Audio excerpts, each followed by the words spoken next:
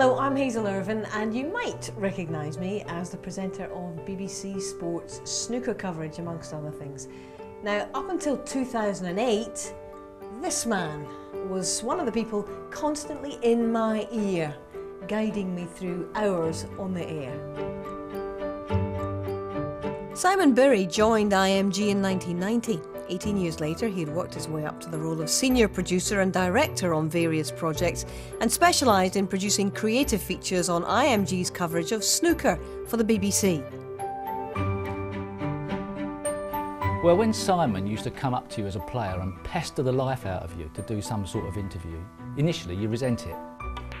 But after you'd seen the finished piece, you realised it was a mini work of art and they kept flooding in these works of art. You realised that the trust built up, so the players were very keen then afterwards to be involved.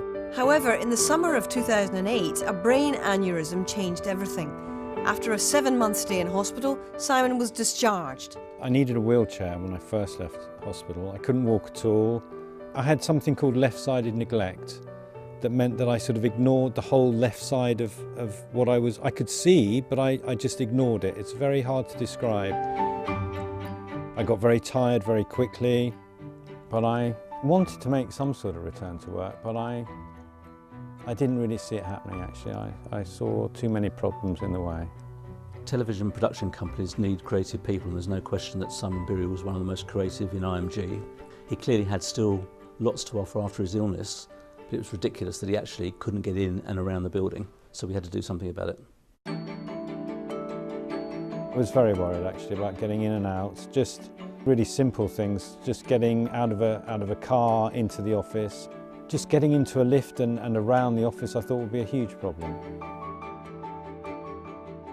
We identified about 15 changes altogether. We had to reduce the size of the speed bumps. We created a wheelchair lane. We had to drop the curbs. We had to create additional bigger spaces for cars, and that was before they even got to the doors. Inside the building, actually all the changes were quite straightforward and quite easy to do, but they were really, really important to have an office that functions for disabled people. IMG have helped in quite a few ways actually. Initially I needed a specific type of chair that supported my left side. I needed a special keyboard that was smaller than a regular keyboard so I could do everything with one hand. After a few weeks, literally a few weeks, I was able to get around the office a lot more easily.